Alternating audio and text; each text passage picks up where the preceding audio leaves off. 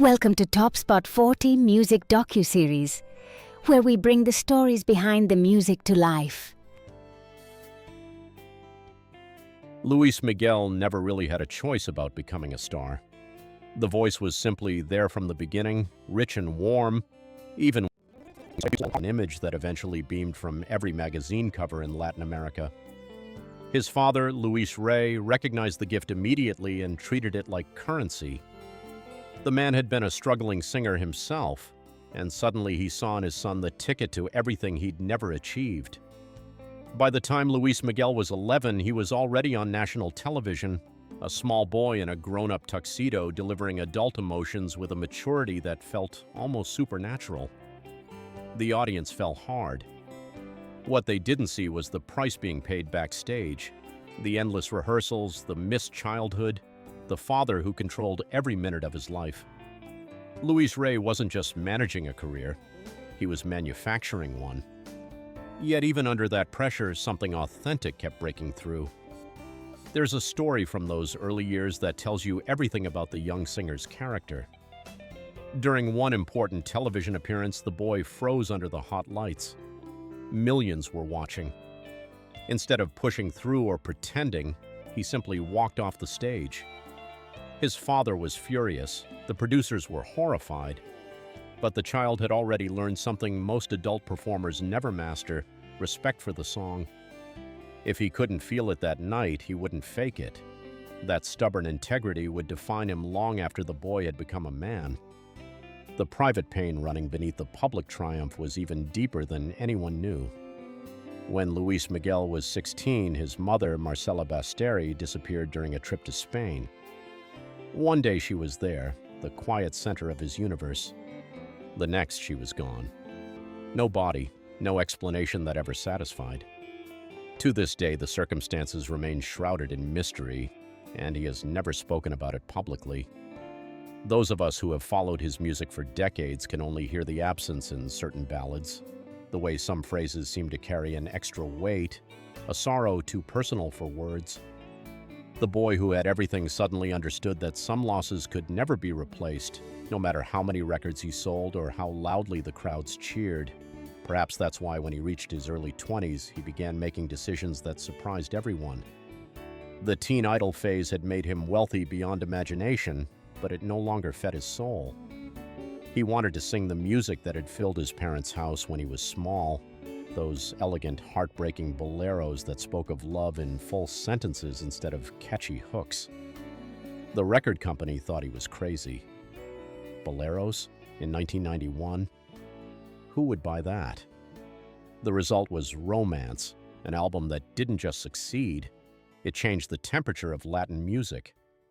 Working with the legendary composer Armando Manzanero, Luis Miguel approached those classic songs with the reverence of a scholar and the passion of a heartbroken son. He spent months perfecting every nuance, driving the musicians to exhaustion with his relentless pursuit of perfection. The album sold millions, of course, but the numbers don't tell the real story.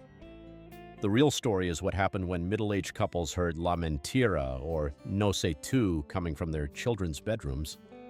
Something ancient and beautiful had been returned to them. I love the story Manzanero used to tell about their first meeting. The old master composer was skeptical of this young pop star wanting to record his sophisticated material. Then Luis Miguel opened his mouth and sang. When he finished, Manzanero had tears in his eyes. "This boy," he said, "understands the bolero better than most people who grew up with it." That respect between generations became the heart of the project. In interview after interview, Manzanero would say the same thing with wonder in his voice. He sings like he has lived 100 years. The father who had once pushed him so hard eventually pushed too far. Luis Miguel discovered that millions of dollars had disappeared from his accounts, funneled away by the man he had trusted most. The legal battle that followed was ugly and public in a way that must have devastated someone so intensely private.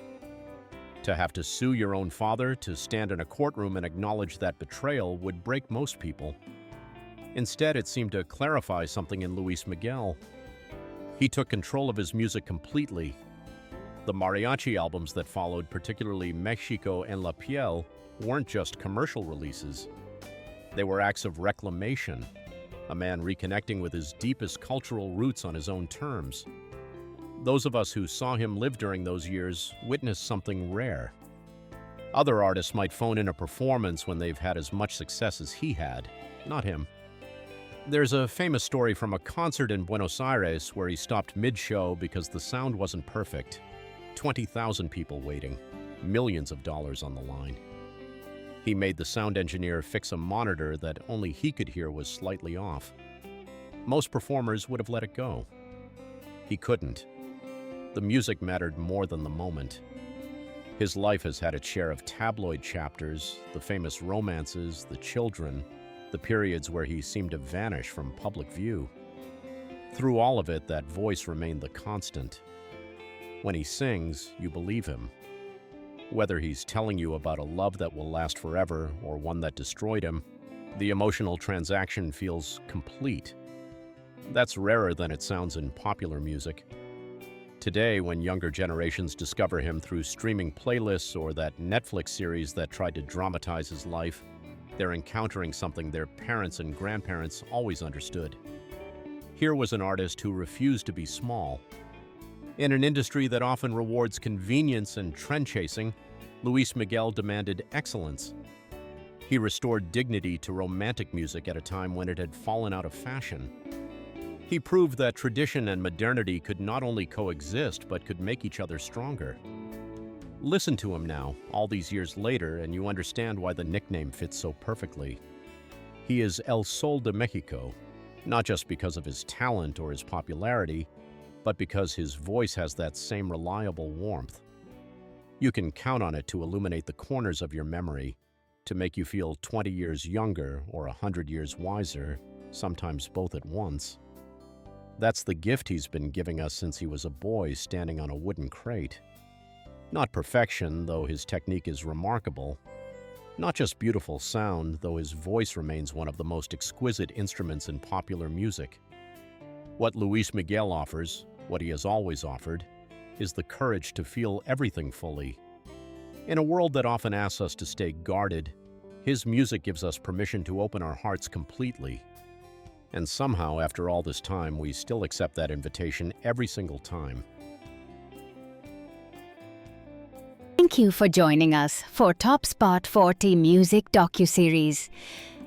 Discover all the stories behind the music at TopSpot40.com.